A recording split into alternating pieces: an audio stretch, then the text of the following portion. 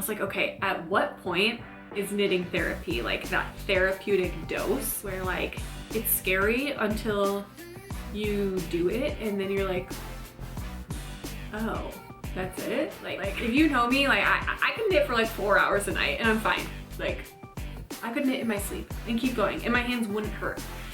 I have some endurance, okay? I'm young, okay?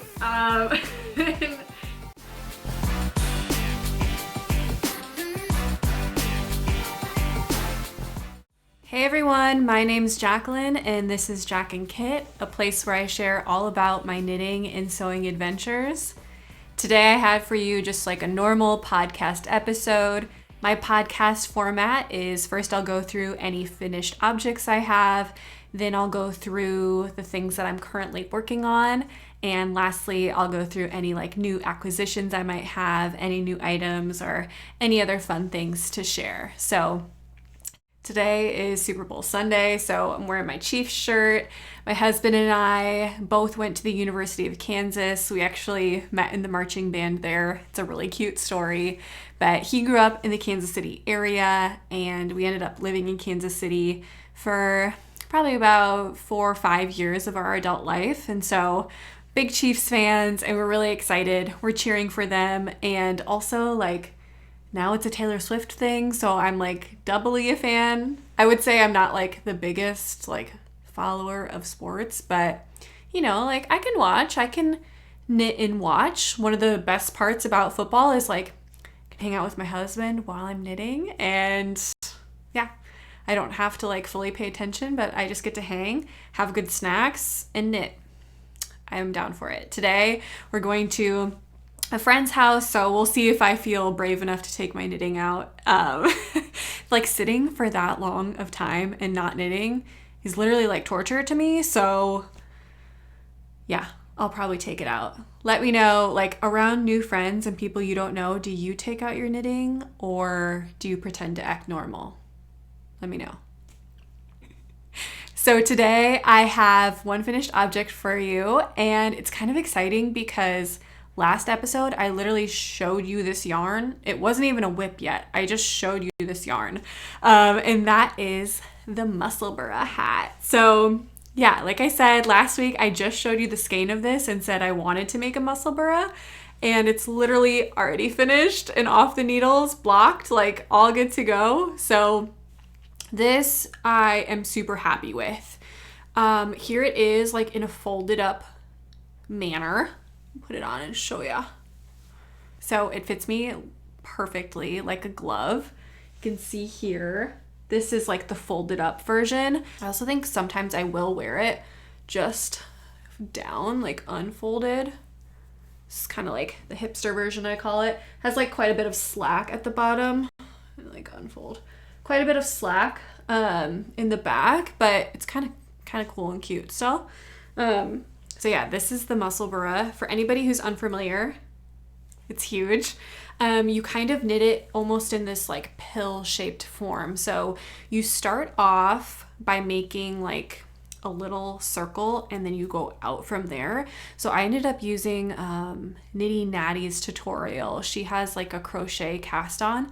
And I actually crocheted before I learned how to knit, so I have no problem with crochet type cast-ons or things in knitting. If you're unfamiliar, it might be a little bit more fiddly for you, but I found it like super easy to follow and go along with. And so yeah, I wouldn't say it's that easy to get started. It's kind of fiddly. It's so small, you're doing magic loop and you're increasing like so much so fast, and so it's kind of annoying to start, but once you get all of your increases done, it's so fun. By fun I mean like girl just like some stockinette in the round. I mean, I'm really not hard to please.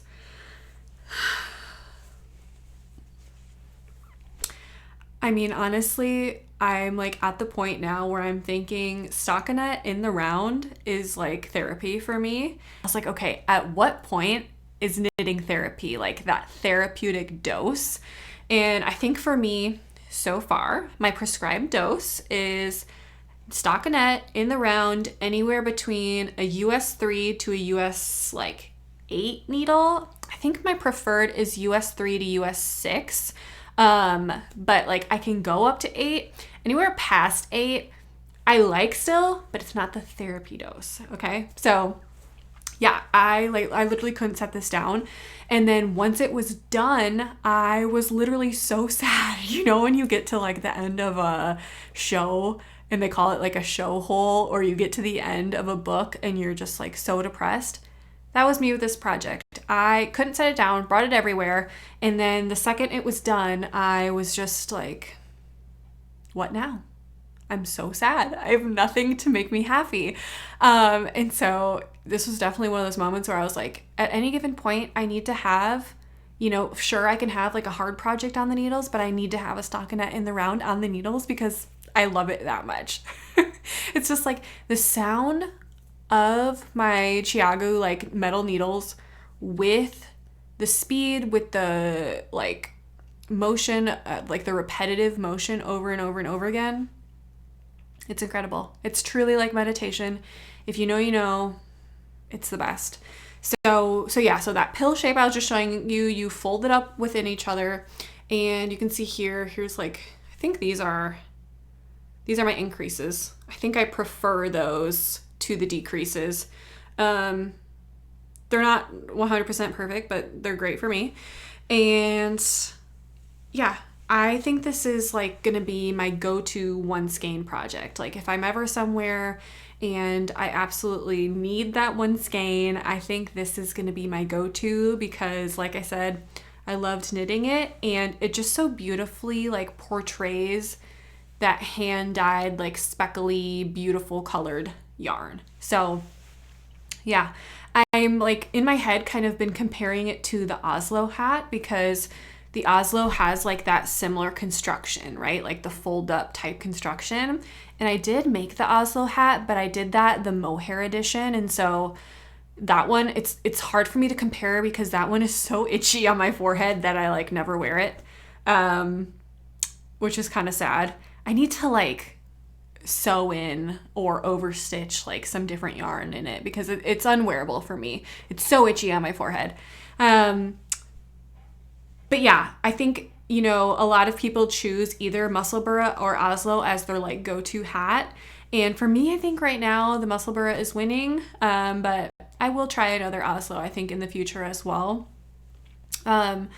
This one, I did end up with like a 7-stitch gauge. So if you're unfamiliar, this hat is really cool because you essentially like, you start those increases and then you knit for an inch, literally on whatever needle you want, whatever yarn you want, and then you measure your gauge. So there's no like gauge swatching beforehand. You measure your gauge after, and then she has like this really cool chart where you can see, you know, like here's my needle size, here's my yarn, whatever, like this is the gauge, and then you can figure out how many increases, like how many stitches to get to the desired hat length and the desired hat that you are wanting. So I think that part of it, like that customizable part, is super cool. The other note from me is just that like I kind of hate superwash yarn. It's so beautiful, but like, oh my God, when you block it, it's just like stretching everywhere. It's just like, okay, see you later. I'm out. I'm stretching. I have no memory. I have no toothiness. It's so frustrating. I loved it when I finished it, but you know, some of the stitches were like kind of uneven in the way they were laying. So I was like, yeah, for sure, I'm going to block this. Like I block all my stuff. And then I blocked it and it was massive. I put it on my head. I literally looked like in Snow White, like what are the dwarves, like how they have like the really like big hats. That's what I felt like. I looked exactly like that, actually, just like exactly. And so I was like Googling like, what the frick do I do? So I Googled it, and superwash you can put in the dryer. I was literally terrified that it was going to be felted and it was going to be a week's worth of knitting for nothing, but it was totally fine. So I guess I don't completely hate superwash anymore because like you can put it in the dryer. That's great. My other knits, if I put them in the dryer, it would be donezo forever, goodbye. And so this was kind of cool that, you know, I could put it in the dryer. The moral of the story is it shrunk back up perfectly. You just saw it on my head, looks great. So yeah, I will be using superwash for the rest of these because they're the most fun of colors. And this is beautiful. So let's say goodbye to this. This was I've been calling it my pink candy beanie. It's a little bit more purple on camera. And it's funny too, like on the photos online of this dye, it definitely looks more like lilac-y lavender. So whatever you want, but it is very like candy-esque, which you'll see coming up. Maybe it's like I'm in my candy era, even though I'm one of those people, like I don't eat sugar. I'm trying to like watch my like insulin levels and all of that. But I'm apparently very attracted to candy-like things. So don't know what that says about me and my psyche. I don't know. But yeah, that's the Musselburgh. You will be seeing more from me of these. I love it. So next I have the infamous Sophie Shawl that probably everyone's made. Like if you knit, you've made this. And I'm making it out of this Blue Skies Fiber Extra Aran yarn. And I believe it's half alpaca, half wool. Let's look. 55% baby alpaca and 45% fine merino. It's absolutely beautiful. It's kind of unraveling really hideously right now, so don't pay attention to that. But it's like just very squishy and beautifully plied. I wonder if it says how many plies it has. No. But it's just like really squishy and beautiful for this project. I think it's perfect. So I'm actually making this because I wanted it to go along with my hat. So sneak preview, here it is. And then this is the hat. So you can see this hat has so many like blues coming through, and I thought they'd be cute. I thought it would be like a not super matchy, but like a clearly they go together sort of vibe. So this again is the Sophie Shawl. You can see it here. I'm not super far on it yet. Extremely squish-tastic, okay? It's beautiful. So the Sophie Shawl is made out of garter stitch. You knit it flat, and then it has an I-cord edging, and you increase ever so many rows. And so like it starts small, gets big to the very middle, and then kind of decreases down to the end. So I have 2 skeins of this Blue Sky Fibers yarn. So what I'm thinking is I'm going to increase till I get like almost to the end of this, and then I'm going to decrease for the other one. And I'm going to see like where that puts me. This pattern in particular has a small, medium, large. I would absolutely love it if I could get to that large range. I'm not sure if I have quite enough yardage, but I think it's going to be like a beautiful scarf with just these 2 skeins, and I'm going to keep it within like the budget I wanted for it with that too. So again, here is that yarn. You can see those beautiful stitches. This is my first time doing I-cord edging too, and so many things like knitting are like this, where like it's scary until you do it, and then you're like, oh, that's it? Like I-cord is, you're literally just slipping the stitches on one side and then knitting them on the other side. Like what? Why does it look so hard? Why does it literally look so good and it's so easy? Look at that. That looks stunning. It's so easy. Do not be afraid. I've heard this lately about other things too, like brioche, whatever, other stuff. Start doing it and it's easy. The next project I'm going to show you, my first time doing cables, I was so scared. Cables, you're literally just knitting stitches out of order. Like, why does it look so hard? I love that. It looks hard, but it's easy. Like, what a great craft. Lucky us. So yeah, that's the Sophie Shawl. I'm excited to finish that out. Right now in the Midwest, we're having like fake spring, so it's not even cold. It's been like 50 degrees this week. But don't worry, winter is coming. It's coming back. It's gonna come back with vengeance, and I'm gonna get to wear those too, okay? And hopefully I'll get some cute like knit fit photos and get to wear those. But yeah, so that's the Sophie Shawl. And next for you, I have the Lana Vest. So I believe I cast this on after my last podcast too, so you guys haven't seen this yet either. But again, baby's first cables, and I survived.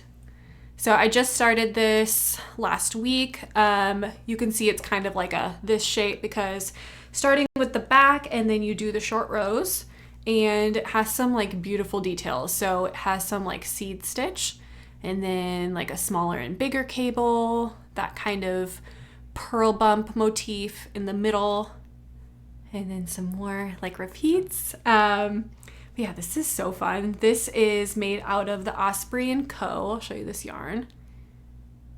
Again, like when I'm working with stuff, I'm throwing it all over the place. Does anybody else's yarn like unwind so hideously? But yeah, this is Osprey & Co. Osprey yarn in the shade Leek. And it's it looks different in every single light. Like, to me right now, to my eyes, this is lime green, but sometimes on camera, it pulls a little bit more pastel, like that Easter type of green. Either way, I'm like so excited to pair different outfits with this. I've been thinking this will look so cool just with like a simple white button down underneath, but it could also look cool just with like a t-shirt, or I've been seeing, you know, those like Free People shirts that are like meshy. I think that would look really cool with this. But yeah, this is one of those projects where like it's kind of annoying to knit on. It's not therapy for me because it's work. And it's one of those where it's like the process I don't love, but the product, I can't wait for the product. Like I can't wait to wear this. Who has a freaking lime green cabled vest? Nobody, okay? Made out of beautiful wool. Nobody. I do, okay? So I'm really excited for the product. But the process of it is kind of annoying because you're like, purl 2, knit 3, do a cable, purl 6, knit 2. Like, you know, you can't not have your chart or your pattern next to you. This pattern in particular is nice because you can either follow the chart or you can just follow the written instructions. And I kind of like just the written ones. I feel like since this is my first cabled, it's kind of annoying to have to memorize, you know, like so many symbols on a chart. And so just being able to read it is a little bit easier for me. It's just feels more normal to my brain to read a sentence than to like read a picture, if you will. So yeah, that's my Lana Vest. I'm very excited for it. For this one and my other two projects, the shawl and my next project, I'm going to add on a little stitch marker, like a little progress keeper for us, so we can see how much I do within my podcast episodes. Okay, so next I have something pretty fun. I think this is my latest serotonin cast on, okay? Like the amount of joy that this brought me. Therapeutic dose, okay? Not quite, because the needle is a 10, but enough serotonin with like the cast on excitement here, okay? So this is Surrey alpaca, you can see. And I'll insert a couple photos here. There's a cool story behind this one. This past fall, I learned how to knit at my local quilt store in August. And I found out they were having like a getaway. They called it like a camp, like it was just like a knitting retreat. And it was a whole weekend of knitting, and then there was like a couple of fun workshops involved. And one of the workshops was getting to hand dye with one of the local dyers here in the Madison area. And so this was so cool. I got to learn like what that dye process looked like, and the dyer in particular had like a lot of her own dyed colors. Like, you know, when you get dyes, they're kind of like a straight color, and a lot of dyers will mix those to make like their own custom colors within that, and then they'll kind of make mixes based off of that. And like this one in particular is just like super fun for me because one of the colors I remember was named like radioactive, and there's a couple other ones too. And so yeah, it's just, it's so good. It's so beautiful, so fluffy, but so soft too. And so this I decided to hold with Roma Garn Phenol, and this is kind of like a fingering to sport weight. And so today I'm not going to have any acquisitions. This is my one acquisition, is getting some of this to hold with the Surrey. And this yarn in particular is made in northern Norway, and it's just a 100% wool. I love it because it's like, it's toothy and rustic, but in the softest way possible. And it also comes in like a bajillion colors. So like pretty boring that I got off-white because it comes in literally any color you could ever want in life. I recommend you going and looking at all the colors this comes in, but it's known to be really good for like color work, and literally just anything. I honestly can't wait to make this in a couple of more things. There's another sweater I saw on Instagram where the woman used this yarn, and ever since then I've just been like intrigued by it. And so I'm really excited. Somewhere local to me carries it. I got to feel it, and I felt like it would be perfect in this project I'm going to show you because it's has like a tiny bit of fluff to it. So you can kind of see there. It's just it's not, I like that it had like like I said, like a little bit of that toothiness to it, more body to it and more fluff to it than just like a superwash white would. I thought about holding it with, I have a different white that has a little bit of nylon in it, and the stitch definition just like wasn't meshing with the Surrey. Like I really wanted it to become one and like marry together and look, not like so separate put together, but just more of a family. Okay. So what I ended up doing is deciding to cast on a Lento sweater. So here's my Lento. I think, let's show you this side, because this side has a short row, so it's a little bit longer. Oh, it's so cool. I've been calling this a Skittles Lento. Okay, so back to the sugar reference, because it so totally looks like lime, orange, and pink Skittles. It's really cool. You can see this was the neckband you like knit so high, and you actually do it with a provisional cast on. So with a different colored yarn, you unravel the provisional and then you knit them together to knit it down. So just one way to do like a sewn down neckband. And then this one is a top down in the round raglan style sweater with a very big gauge. So you can see there, you can almost like see all of those stitches. And I watch a couple of YouTubers that have made this. In particular, Knit California was somebody that like really inspired me to make this. She, if you haven't watched it, she has this really cool, I think they're all raglans. They're all like top down raglans that she makes like 4 different patterns, and then she compares them on her channel and talks through like which one she likes the best. And she really talked highly of the Lento sweater, and in particular really intrigued me because it has such a big gauge. This one you're knitting with the size 10 needle, and so it's just going to go by super fast, number one, and number two, it's not going to eat a ton of yarn. So you can make this like depending on what size you are. This one I'm knitting in a size 2. I'm a 38-inch bust, and I think I'm going to be able to get away with just like 2 skeins of Surrey in this, and usually people use like 2 skeins of fingering weight yarn, so like 200 grams of both, give or take.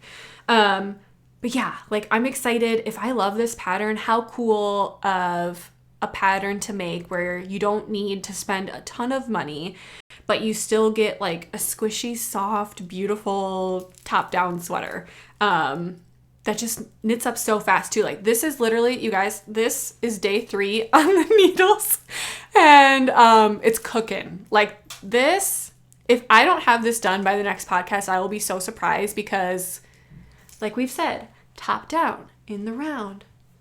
I'm chug-a-lugging, okay? I'm just like a little train, loving my stockinette right now. This is probably just like a milestone as a new beginner knitter. Like you fall in love, okay? So that's where I'm at with this. I'll add a progress keeper for us. I'm super excited to wear this one. I think this is gonna be so cute. I'm going to Mexico at the end of this month, and like, is this not like so tropical? Like with some shorts, like at night after dinner. So cute. It might be too warm, but like we'll see. We'll see, okay? There's nothing else I have to wear in Mexico knit-wise besides this. So let me live. Let me be excited. Okay, I don't know if I'm gonna get to wear any other knitwear. So yeah, we'll see if I finish that before Mexico. That would probably be my goal. My other thoughts when I just said Mexico, I was thinking I have no idea what I'm gonna knit on when I'm there. You know, like if you guys, have you ever knit something on the beach? What's your favorite thing to knit on the beach? I'm kind of thinking another Musselburgh hat would be good. This is like partially a work trip, so I'm not gonna have a ton of relaxation time. I'll probably just knit like on the plane, at night, maybe like one day on the beach. I'm not really sure how much time I'm gonna have. But yeah, like probably Musselburgh type project would be my easiest bet. So yeah, that's my Lento. Super excited to keep going on that, and I'll keep you posted on that one. Okay, next, this is the sad part of the video, but I'm laughing because it's also funny. Like, it's just funny to me. This is just like a part of knitting initiation, it seems like. I think we're gonna have to frog. We're gonna have to frog the beautiful, say goodbye to the beautiful pressed flowers cardigan. This was as far as we got. Where to start? This is beautiful. I would love to wear this, but it is killing my hands. I started knitting on this about a month ago, and I was kind of just like pushing through it. You know, I thought it was beautiful. I don't know. I think when you're like really excited, you just kind of like push through whatever is going on, like whatever you're irritated with. And then I set it aside to like finish my Lumi sweater and a couple other things. And it was just sitting in my whips pile, and I was like, Jackie, like pick that back up. Like we got to keep going on it. Right.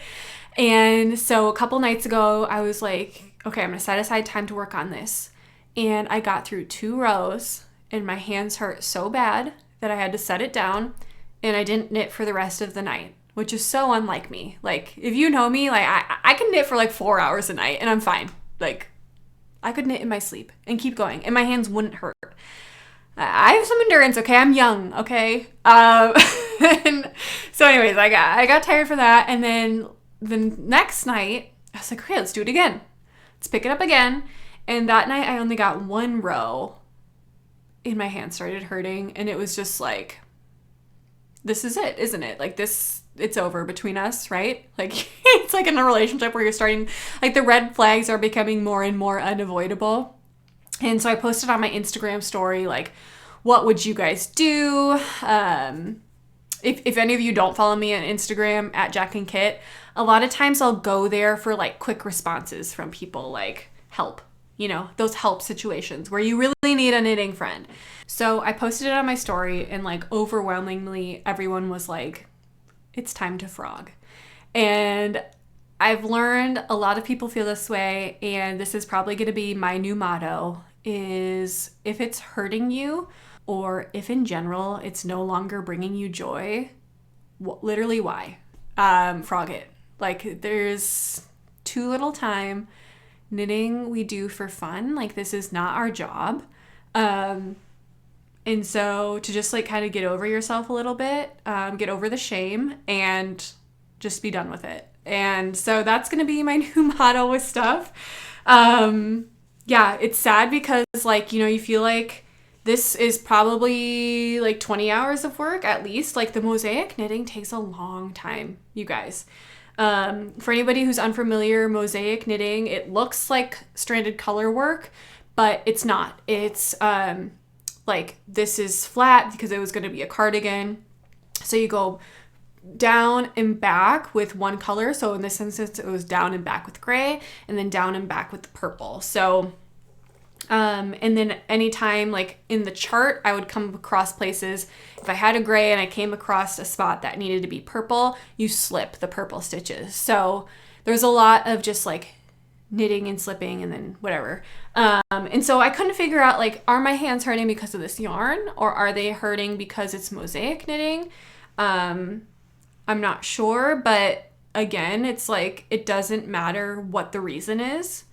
You don't have to justify it to anyone. If it's as simple as you're over the color, you hate it now. Like, the new philosophy of this channel is like, okay, you're done. You frog it and you move on, because crafting is fun and it's not work, and it's just not worth it.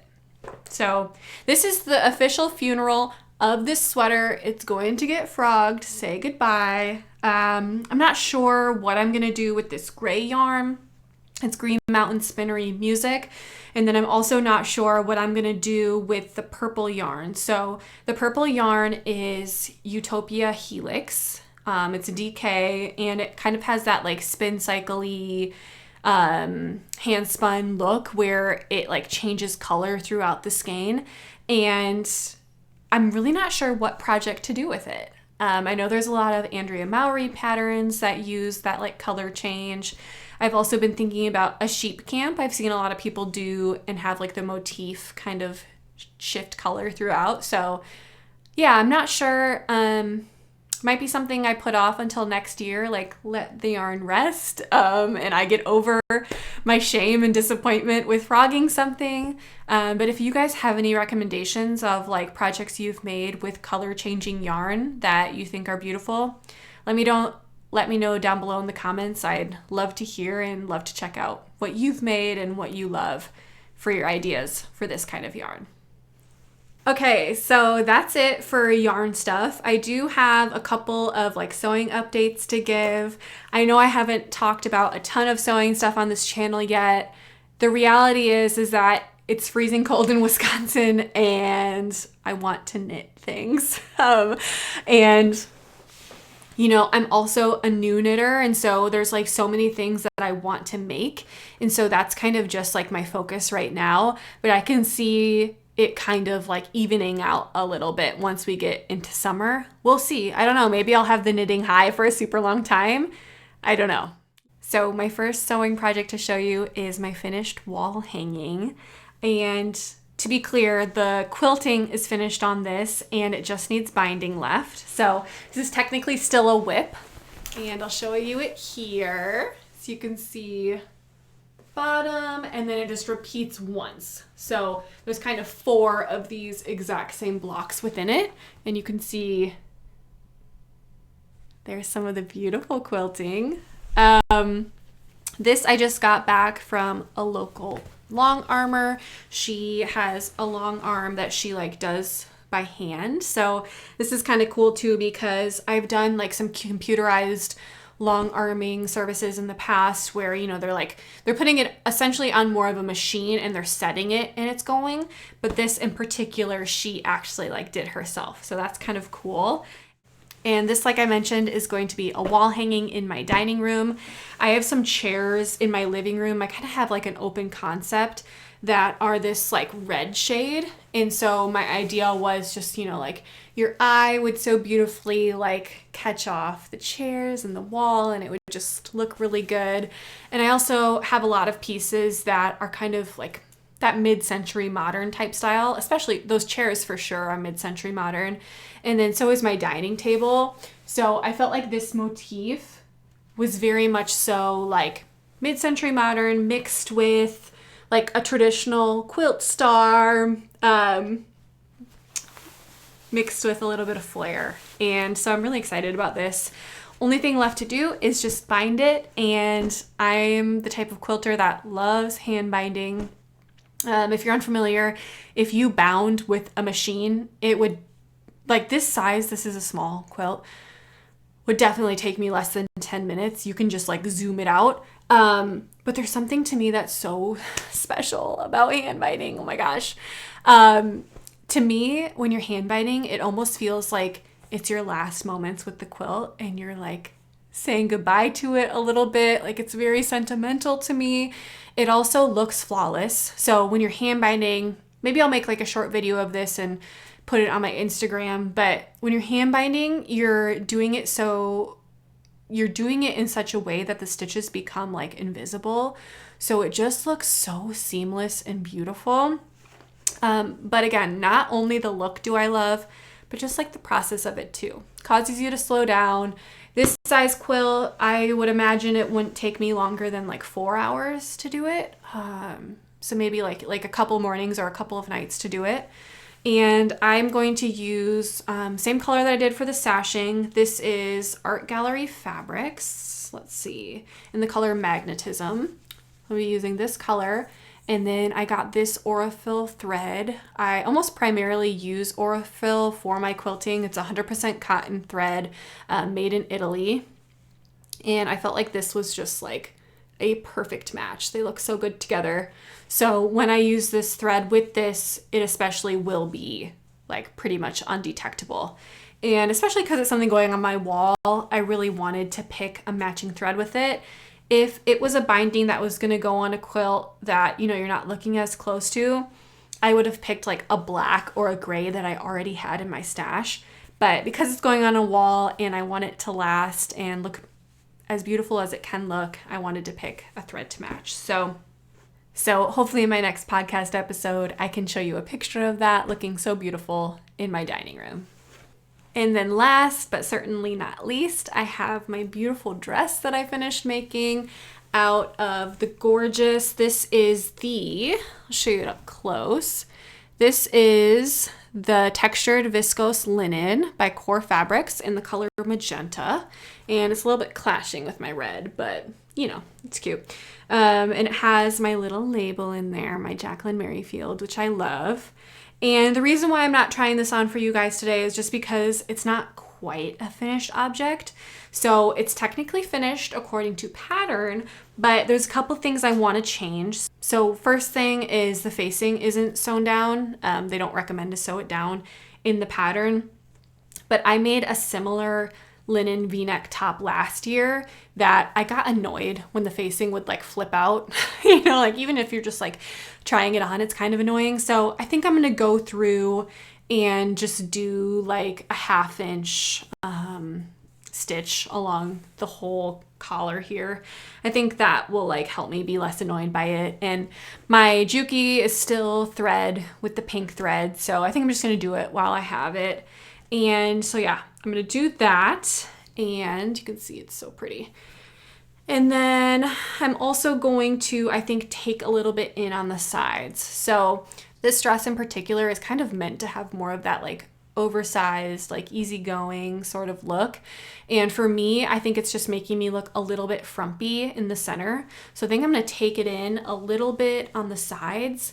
And I might do that in conjunction with making a sort of belt with it too. I still have some leftover linen, and so I think I might like make a sash for it as well. I'm gonna decide. So first I'm gonna try to take it in. If I still think it needs like some waist accentuating, then I'm gonna make a belt. Just see where we are from there. But yeah, I'm really happy with this fabric. I think it's gonna look so beautiful on my trip to Mexico.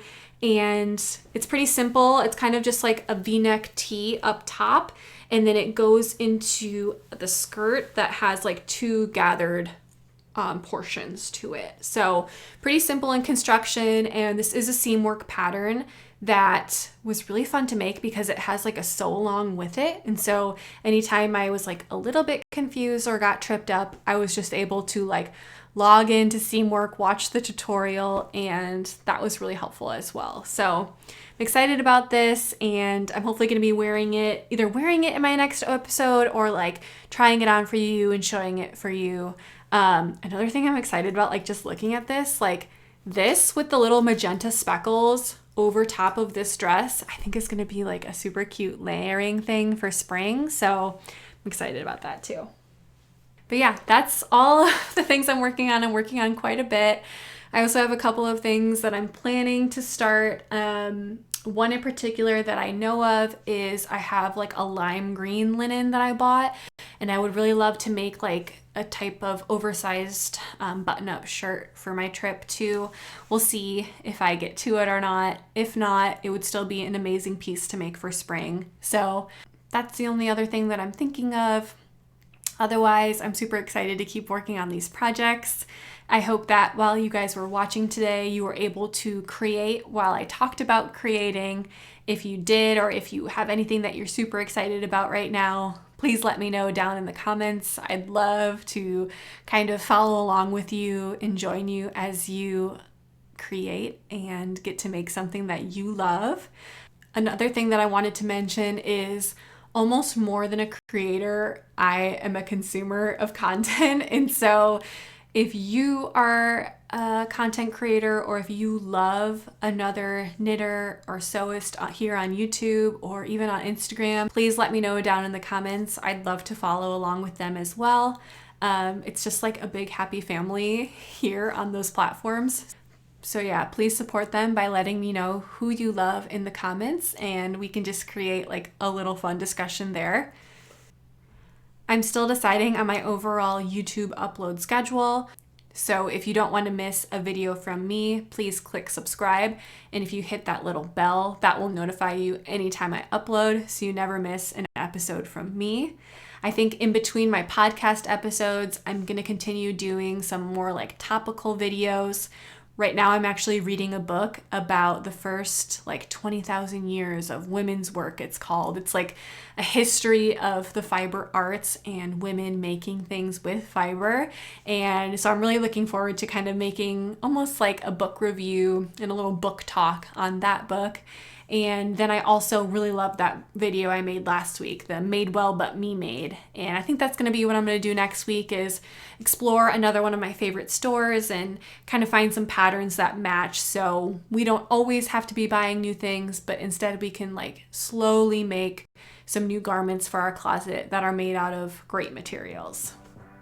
So thank you guys so much for hanging out with me today. I'm so grateful for any minute that you spend with me, and I hope you have a really great rest of your week. I'll see you guys next time. Bye-bye.